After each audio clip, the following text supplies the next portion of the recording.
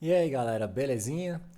Então, hoje eu gostaria de falar sobre um método muito interessante que a gente pode usar para resolver problemas envolvendo transferência de calor, que eu vou chamar de método da resistência térmica. Então, vamos anotar aqui o nome. Estou eu aqui, a Olivia, no meu escritório em casa, gravando essas aulas. Olivinha, dá um salve pra galera lá, velho.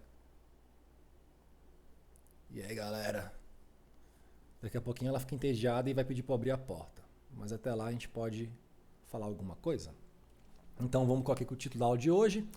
Falaremos sobre o método da resistência térmica. Né? E de qual é desse método aqui? Né? De onde que ele surge? Qual que é a ideia por trás desse método? E como que ele pode ser aplicado para a resolução de problemas de transferência de calor. Essa aula de hoje ela é muito importante num contexto de um curso de transporte de calor e massa. É uma aula muito importante, tá?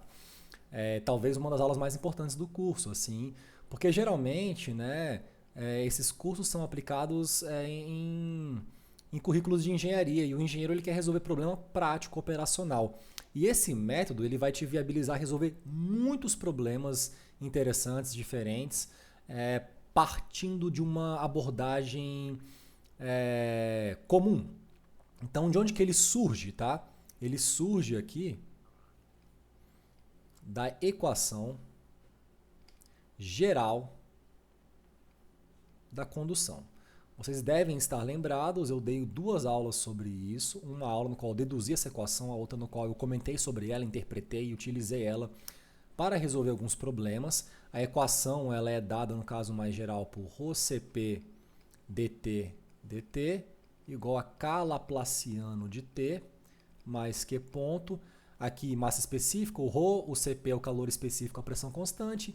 Esse termo é a derivada da temperatura com relação ao tempo. Esse primeiro cara aqui no lado esquerdo é a taxa de energia térmica armazenada no interior de um meio estacionário sujeito a um fluxo de calor. Esse segundo termo, o primeiro termo do lado direito da equação, que eu vou chamar de 1, é o termo que expressa esse fluxo líquido de calor, o que entra menos o que sai da minha geometria, e esse Q ponto é uma taxa de geração interna. Então a equação 1, se a gente estiver lidando com um problema, que a gente esteja na ausência de geração interna. Então nesse contexto, eu tenho simplesmente um Q ponto igual a zero. E em regime permanente,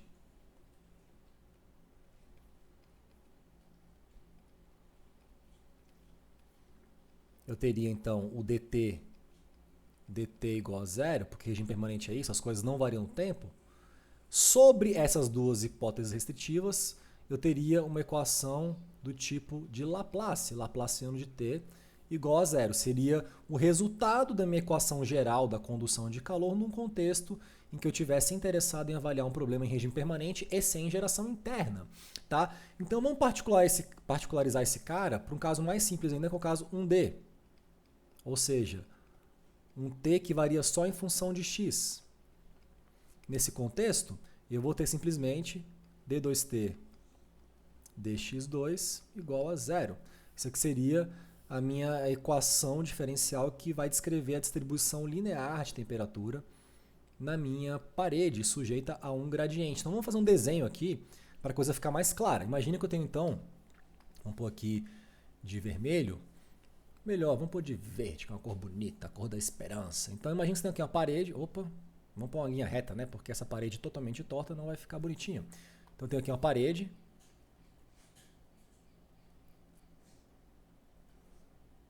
plana. E aí, sei lá, eu tenho aqui uma temperatura T1 e aqui uma temperatura T2. Nesse contexto, vamos assumir que T1 seja maior do que T2, de tal sorte que eu vou ter então um fluxo de calor na direção X. Vamos colocar aqui meu sistema de eixos para a coisa ficar bem organizadinha. Então X estaria aqui nessa direção. a direção do fluxo de calor, né? Se T1 é maior que T2, eu vou desenhar T1 aqui em cima, esse pontinho aqui vermelho, e T2 aqui embaixo. E se a gente vai resolver essa equação aqui, deixa eu pôr uma coisa mais fina e preto. Se eu for resolver essa equação, que eu vou chamar de equação 2, nessa geometria aqui, eu teria o seguinte: a integral da derivada segunda de t com relação a x2 dx tem que ser zero. Se eu integro isso aqui, eu vou ter então dt dx vai ser igual a uma constante de integração. E se eu integro de novo isso daqui em dx, e aqui apareceu uma constante de integração porque minha integral foi indefinida, eu vou ter t em função de x vai ser igual a constante c vezes x mais uma constante d. Então, isso aqui c e d são constantes de integração. Estou resolvendo essa equaçãozinha aí. Aí, para a gente descobrir c e d, deixa eu pôr um x mais bonitinho, porque está horrível. Para descobrir c e d, eu vou ter que aplicar condições de contorno. E quais seriam as condições de contorno aqui? Vamos supor que essa parede ela tenha, sei lá, um comprimento L. Então, vamos colocar aqui uma linha vertical para pôr uma cota para a gente representar o tamanho dessa parede. Eu adoro essa funcionalidade, velho, da régua. Tão bonitinho. Vamos supor que tem comprimento L. Então, eu teria duas condições de contorno que eu teria que formular, né? O meu T em x igual a 0 vai ser T1. O meu T em x igual a L vai ser T2. Se eu aplico as condições de contorno nessa equação 3 para descobrir as minhas constantes de integração, eu vou ter, se eu aplicar em 3, estou fazendo tipo da direita para a esquerda, é estranho escrever assim, mas para ficar legal essa página eu acho que é bacana. Eu vou ter o seguinte, T1, que é a temperatura em x igual a 0, vai ser igual a C vezes 0, então 0, mais D. E T2, que vai ser a temperatura em x igual a L, vai ser C, L, mais D. Mas eu já vi que D é igual a T1. Então daqui eu tenho que meu T2 vai ser C vezes L mais T1, desculpa. E isso vai ser igual ao próprio T2. Daqui eu tiro quem vale C. C vai ser T2 menos T1 sobre L. Que maravilha, esse resultado ele é importante. Então vamos circular aqui um balãozinho, pá, importante. E para eu descobrir D, eu já sei, vale T1. Então, sabendo C e D, eu posso tacar aqui na equação 3 e vou ter minha distribuição de temperatura. Eu tenho que T em função de X vai ser então o quê? C, que é T2 menos T1, sobre L, que multiplica X, mais o D, que é T1. Então, essa aqui seria minha distribuição de temperatura nessa parede, no caso 1D, em regime permanente, sem geração interna, quando eu resolvo a minha equação geral da condução, nesse contexto com algumas hipóteses restritivas, eu chego nessa resposta. Ou seja, eu tenho uma dependência linear para minha distribuição de temperatura. Essa informação aqui é importante. Dependência, porque ela tem a ver com esse coração do método da resistência térmica. Então, linear. Ou seja, esse cara aqui, ele vai de T1 a T2 linearmente. Essa aqui é a distribuição de temperatura, linear. Tá? Esse fato é importante. Vamos pôr grande em vermelho, perfil linear. Beleza. Agora, vamos supor que eu queira quantificar o fluxo de calor nesse contexto, né? Então, a pergunta seria: e o fluxo de calor? Quanto que vale nesse contexto? 1D, regime permanente, sem geração interna. Para isso, eu teria que usar a lei da condução de calor, que eu já falei sobre ela, de Fourier. Essas aulas iniciais a gente vai focar em condução de calor, depois convecção, depois radiação. É um curso que tem muita coisa para ser dita e é isso. Vamos gravando essas aulas aí. De Fourier. O que essa lei estabelece? Que esse fluxo de calor, no caso 1D, vai ser menos K dt dx. Ó, só para ficar bem claro aqui, K é condutividade térmica, eu meço em watt por metro Kelvin. Então, na aula de hoje, eu vou começar a dar um pouco mais de valor, de atenção à questão das unidades, porque isso é muito importante quando a gente está falando de método da resistência térmica. E aí, aqui, o dt dx vai ser Kelvin, temperatura, por metro. Então, esse cara corta Kelvin com Kelvin, vai dar watt por metro quadrado. Dimensão de fluxo. Né? Em alguma aula define fluxo, é taxa por área. Se eu aplico a lei da condição de Fourier, e vamos dar um número para as equações, né? Essa equação aqui vai ser a equação 4. Vamos aplicar essa aqui, que eu vou chamar de equação 5. Se eu aplico 4 em 5, eu vou ter que o meu fluxo de calor vai ser menos K, que multiplica a derivada de T com relação a X. Vamos olhar para a equação 4, né? A derivada de T com relação a X é isso daqui, ó. É só esse termo aqui. Porque esse cara aqui é uma constante. Constante. E aí deriva com relação a X dá esse coeficiente, T2 menos T1 sobre L. Então vamos pôr aqui. T2 menos T1 sobre L. E aqui eu vou organizar de uma maneira mais interessante pra gente. Eu vou fazer o seguinte, tem um sinal de menos aqui, eu vou inverter esse T2 menos T1 e vou isolá-lo. Então eu vou ter o seguinte, T1 menos T2 vai ser igual a L sobre K, que multiplica Q. E essa equação ela é o coração daquilo que eu vou chamar de método da resistência térmica. Então eu vou circular essa equação, porque ela vai ser muito importante.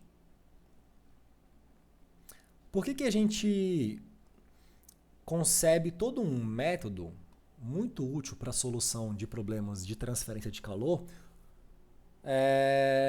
olhando para essa equação como base? O que ela tem de especial? Repara o seguinte, aqui, esse cara aqui, ele é uma diferença de temperatura. Então, ele é uma diferença de temperatura. Esse cara aqui é um fluxo de calor. Quando a gente olha para a lei de Ohm, que você aprende num contexto de circuitos elétricos. Ah, tá ficando muito puxado, talvez não vai caber aqui. Vou pôr só circuito, você entende que é um circuito elétrico, foda-se. Circuitos. Em eletrodinâmica básica, essa lei, o que ela fala? Ela fala o seguinte, que U é igual a R vezes I. O que é U? U é uma diferença de potencial.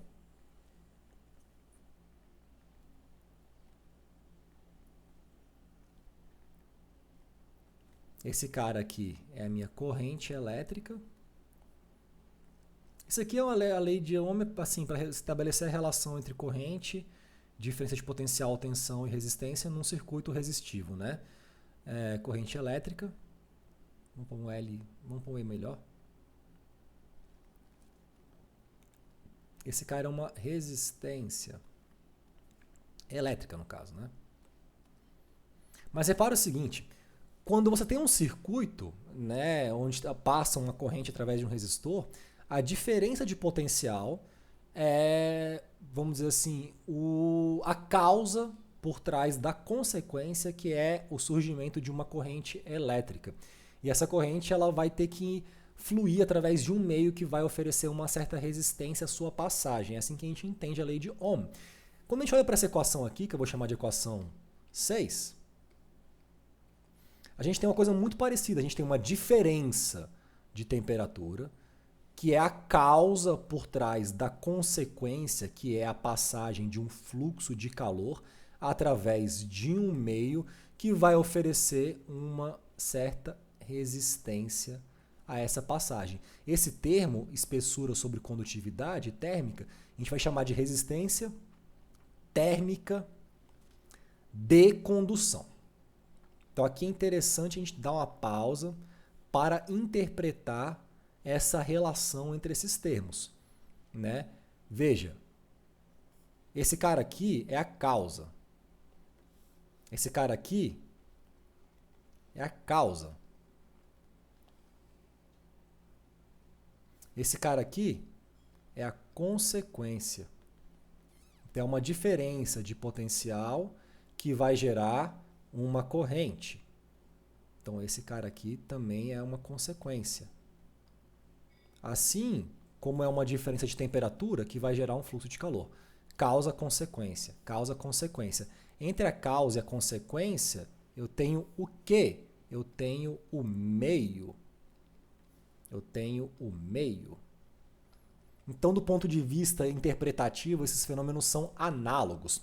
Então, eu tenho aqui já uma primeira definição, que eu vou chamar de R conde, que seria a resistência térmica de condução. Eu já vi por essa dedução simples que vem da lei de Fourier, que esse cara vai ser L sobre K. Isso, se eu estiver trabalhando com fluxo.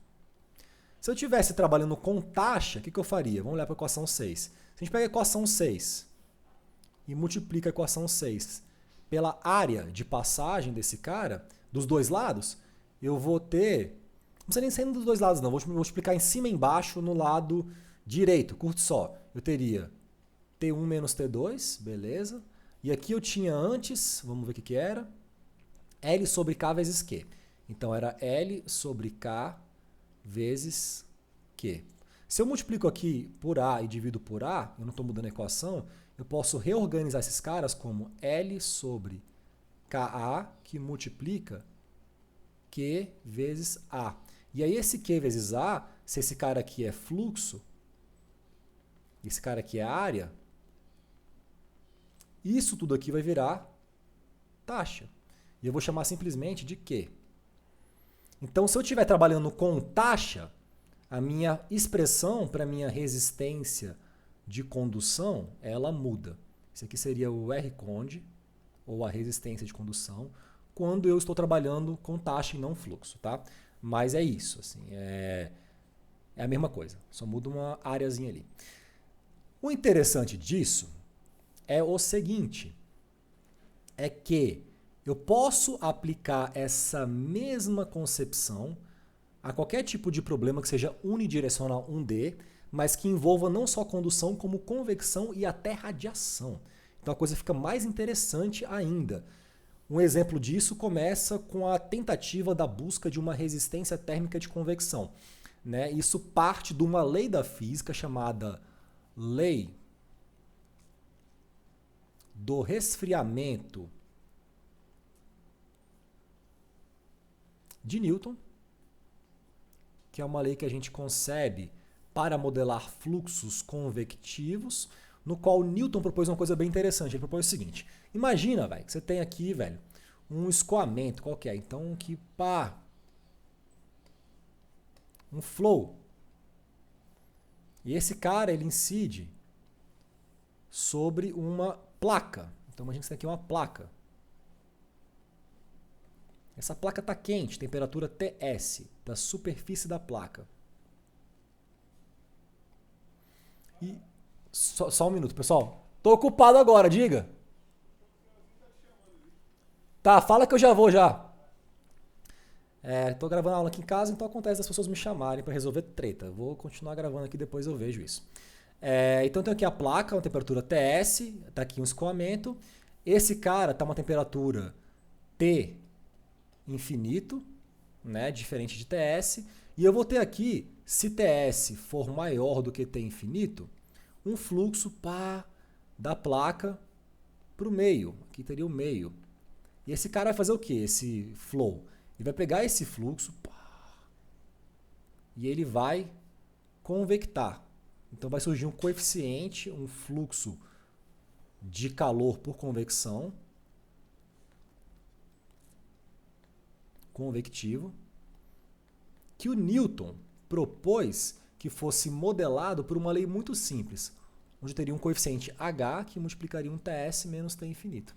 Esse H seria um coeficiente de transferência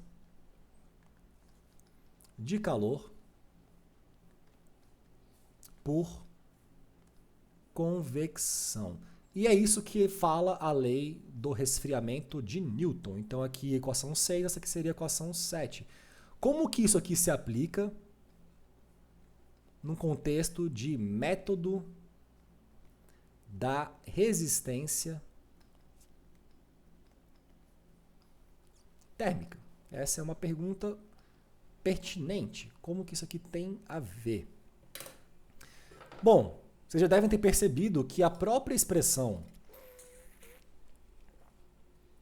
da lei do resfriamento de Newton, ela já tem uma cara muito semelhante à lei de Ohm, né? Aqui eu vou ter então, da equação 7, se eu isolo as temperaturas, eu vou ter Ts menos T infinito igual a 1 sobre H vezes um Q conv. Novamente, diferença de temperatura causa surgimento de um fluxo para estabilizar o problema, consequência. Opa.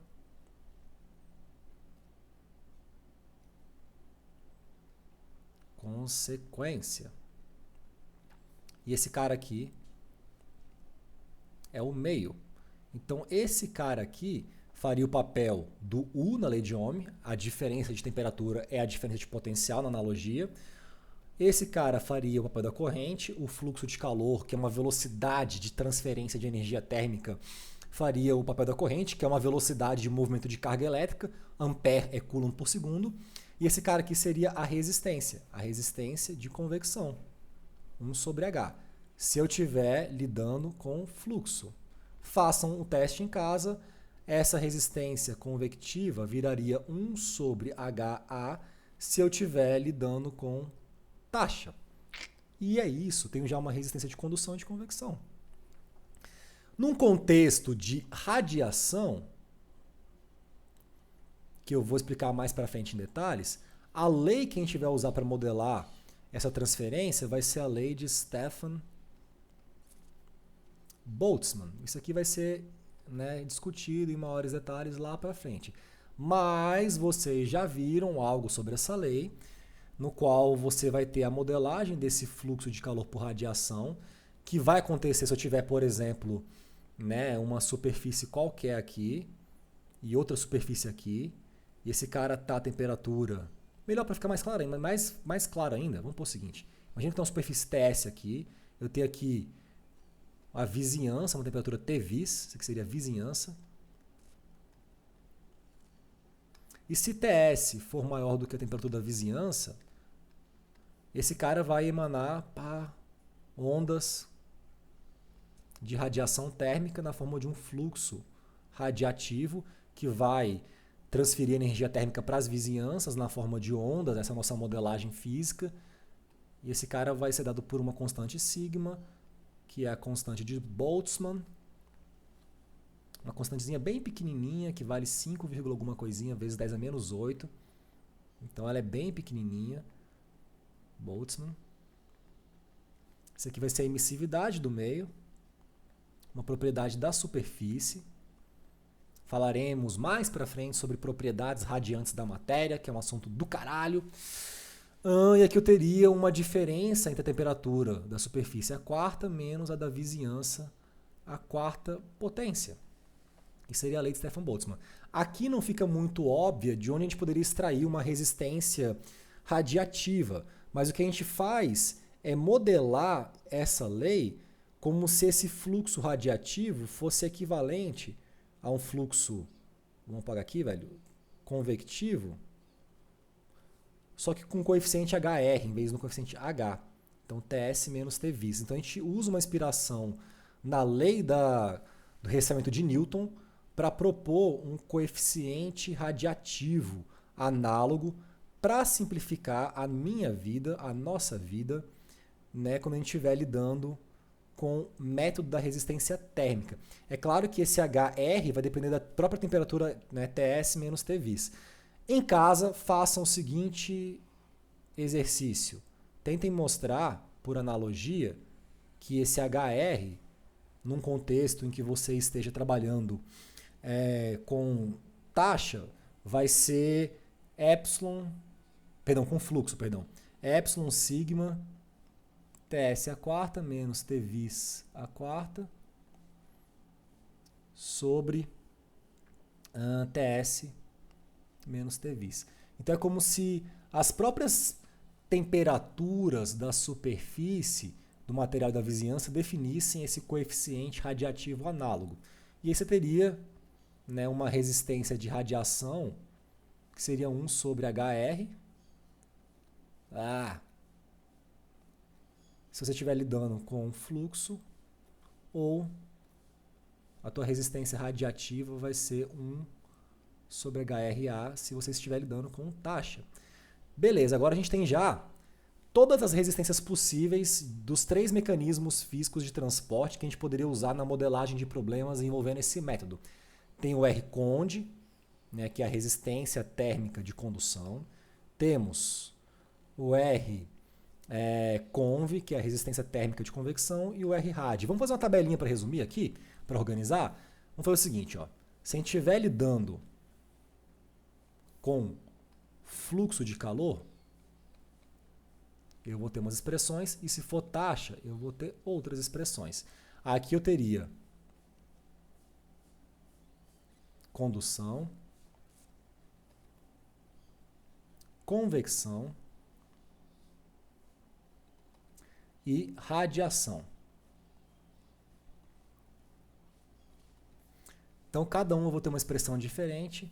Em condução, eu vou ter a minha resistência condutiva L sobre K, que a gente obteve aqui, ó, L sobre K, trabalhando com fluxo. Em convecção, a minha resistência convectiva vai ser 1 sobre H. Em radiação, a minha resistência radiativa vai ser 1 sobre H. É importante, só que o H é radiativo, né, que eu comente a ideia desse H. O H é tipo uma espécie de um coeficiente em convecção que ele vai ser função da geometria da superfície sólida e das características do escoamento que flui sobre ela, da velocidade dele, da viscosidade do fluido.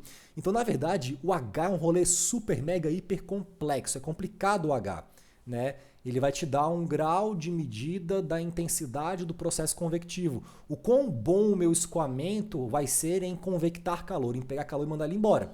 Quanto maior o H, mais eficiente vai ser o processo de roubar calor da superfície e mandar embora por convecção. Tá? A gente faria uma analogia aqui com o caso radiativo, né? Quanto maior esse H-rad, mais eficaz vai ser o processo de emanação de ondas de radiação térmica a partir dos pontos da superfície de um corpo que esteja a uma temperatura diferente das suas vizinhanças. E aí, a gente teria o mesmo cenário aqui para esses caras, no contexto de taxa, só que agora eu teria L sobre K vezes A. Num contexto de convecção, a minha resistência de convecção vai ser 1 sobre H vezes A. E num contexto de radiação, a minha resistência de radiação vai ser 1 sobre HRA. E como é que a gente pode usar esse método para resolver problemas reais, né? A gente vai simplesmente olhar para a geometria. Eu vou pegar aqui uma imagenzinha para a gente ter como exemplo. Aulas, resistência térmica. Então vamos montar aqui, por exemplo, um circuito térmico equivalente para você ver como é que a coisa funciona. Aqui eu teria, por exemplo, 3 paredes, né, de comprimentos diferentes, LA, LB, LC. Condutividades térmicas diferentes, porque eu tenho materiais A, B e C diferentes, A, B, C. Aqui um fluido quente fluindo, então aqui eu tenho convecção. Aqui eu tenho fluido frio fluindo, também tenho convecção. E aí eu monto um circuito térmico equivalente com resistências em série, porque está tudo ligado em série. Eu tenho aqui uma temperatura lá no infinito, que é do fluido quente que flui aqui, T infinito 1, e outra aqui. Seriam os meus extremos de temperatura, a maior e a menor temperatura. A diferença total de potencial. E entre a maior e a menor, e vai ser essa a direção do meu fluxo, eu vou ter uma resistência que ele vai encontrar a passagem, que é a própria ineficiência do fluido em convectar tudo que ele consegue de calor. Eu vou ter a resistência que as paredes vão apresentar à passagem do calor.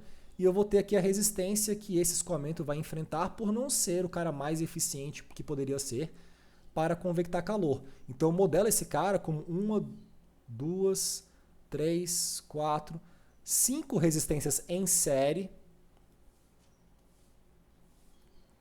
né, num circuito em série equivalente. Isso aqui seria o meu circuito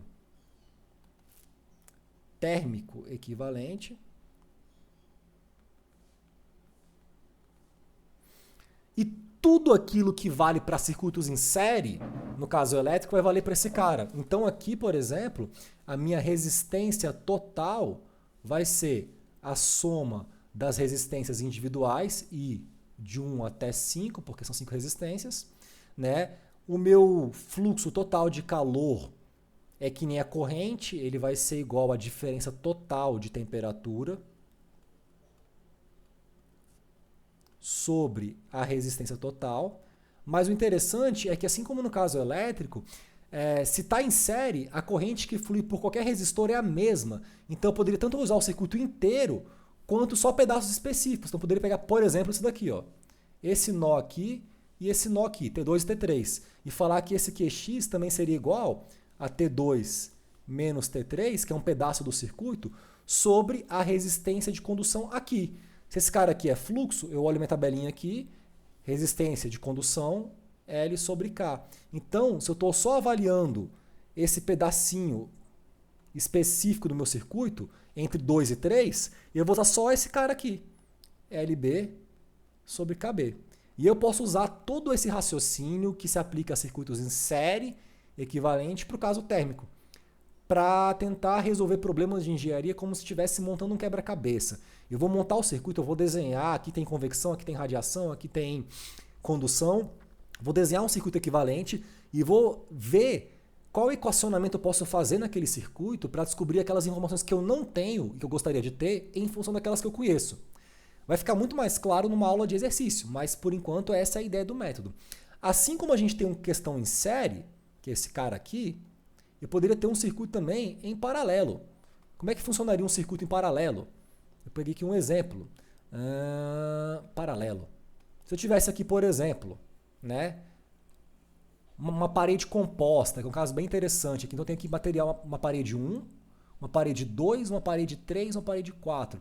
Essas paredes 2 e 3 aqui, ó, elas estão ligadas em paralelo. Então, o fluxo de calor que vem, sei lá, daqui para cá, um pedaço vai bifurcar por cima, outro pedaço vai bifurcar por baixo. Esses caras vão se encontrar aqui, na parede 4, porque o calor não pode desaparecer. Se a parede de cima for a de abaixo, que a de baixo também. Então, eu teria um circuito equivalente, que poderia ser assim, que é o mais comum, ou assim. Né? Qual que seria a diferença do cara A ou do cara B? No cara A, eu estou assumindo que existe um nó aqui, ó, comum a essas duas paredes. Então eu estou assumindo que isso aqui tudo está à mesma temperatura. Né? E aqui a mesma coisa, esse nó aqui vinculado à parede 2 e 3 está junto com a 4. Então aqui eu estaria assumindo, nesse contexto, o que a gente chama de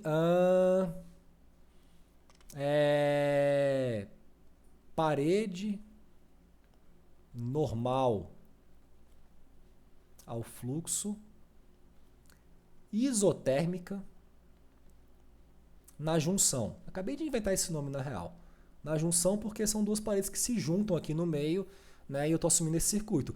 Aqui eu estou assumindo que, na verdade, o que passa de corrente aqui, aí, está passando a mesma corrente por esse resistor e por esse. Corrente é equivalente a fluxo, né? E o mesmo aqui. Então aqui eu estaria assumindo uma parede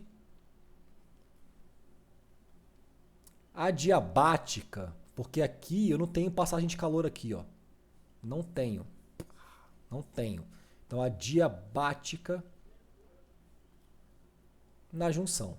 São duas hipóteses diferentes na real, porque rigorosamente esse contexto, né, de circuitos em paralelo, ele já é uma aproximação na qual você teria efeitos multidimensionais, ele não é mais um D necessariamente, mas a gente aproxima como se fosse para poder ter uma abordagem equivalente de circuito. Ah, quando que eu posso usar a modelagem A e quando que eu posso usar a modelagem B? Rigorosamente, esses caras vão dar quase a mesma coisa na maioria dos contextos, exceto quando KF for muito diferente de KG, aí eu vou ter maiores diferenças. Por que eu vou ter maiores diferenças? Porque se eu tenho, por exemplo, um material aqui que conduz muito bem o 2, calor, e um que conduz muito mal aqui, né, o calor vai escolher passar por aquele que é mais fácil de passar, por aquele que conduz melhor, por aquele que tem mais condutividade ou menor resistência. Então eu estaria já com uma quebra muito grande desse efeito 1D, ou seja, eu teria mais efeitos multidimensionais, o fluxo ia realmente bifurcar de maneira mais significativa, não seria tão bem dividido. E aí essas aproximações de parede normal ao fluxo isotérmico ou adiabática iriam gerar maiores erros na minha modelagem, porque são aproximações nas quais a coisa já não é mais 1D, mas eu estou fazendo uma aproximação. Uma aproximação que vai funcionar bem para a maioria dos casos, né? E é isso, assim. Eu até passei uma vez numa prova, lá na Unicamp isso, uma prova de Transcal, no qual o cara tinha que pegar, montar uma parede dessa composta, com um circuito em paralelo, e ali ele tinha que encontrar analiticamente uma expressão que computasse a diferença entre a resistência total do circuito quando você formulava a hipótese A ou a hipótese B. Então foi bem legal o problema, né? O que mais que eu poderia falar sobre isso daqui? Uma outra questão que é importante nesse método é a ideia da resistência de contato. Por que seria isso? Aqui na junção do material, né, eu vou ter o calor querendo passar, e nessas junções aqui eu vou ter imperfeições aqui de contato, rugosidades, né, vazios aqui, ó, pelos quais eu vou ter uma queda de temperatura na junção, aqui, ó, que eu estou sublinhando de preto. Vou até sublinhar de vermelho para ficar mais evidente essa queda aqui, devido ao contato. Então a gente interpreta o contato também entre as paredes como se fosse uma resistência adicional que o calor vai ter que superar para poder passar ali, porque não é perfeito o contato. Tanto que o pessoal que mexe muito com circuitos e computador e monta aí CPU e tal, eles usam muito pasta térmica, que no fundo é uma pasta com boa condutividade para você melhorar o contato térmico entre as superfícies e diminuir essa resistência de contato. Esse cara é complicado de modelar, né? A gente tem aqui uma tabela do Encropera, então um pouquinho o Encroperazinho, eu sempre gosto de dar a devida menção ao livro de onde eu tiro as coisas, né? E se eu pego, por exemplo, o Encropera, ele apresenta uma tabelinha de resistência de contato, no qual você percebe que esse cara aqui, ele vai ser função de algumas propriedades do material, né? Então, dependendo, por exemplo, do material que for, então, interfaces metálicas em condições de vácuo, interfaces de alumínio, superfície rugosa, com diferentes fluidos interfaciais. Então, por aqui, imagina que você tem uma superfície de cobre, duas superfícies de cobre, entre elas você tem, sei lá, hidrogênio, essa pressão da junção, e aqui seriam os valores da resistência. Depende do material, do fluido entre eles e da pressão de contato ali na junção, por exemplo. Seriam as quantidades que vão te dar diferentes valores dessa resistência de contato. E aí, em função disso, você pode modelar vários problemas de engenharia. Eu quero ver se eu gravo uma próxima aula de exercício mesmo vinculado a esse método para a gente poder aplicar ele na solução de problemas reais de engenharia. Bom, acho que na aula de hoje é só. Eu agradeço a presença. Se inscrevam no canal para receberem notificações em relação às próximas aulas e a gente vai construindo junto esse curso conforme eu for gravando os vídeos para a gente poder consolidar esse aprendizado. Pretendo na próxima aula gravar um vídeo de exercício vinculado a esse método da resistência térmica. De repente, 1 ou 2 aulas de exercício. Beleza, galera? Então é isso, até a próxima. Um beijo no coração de vocês.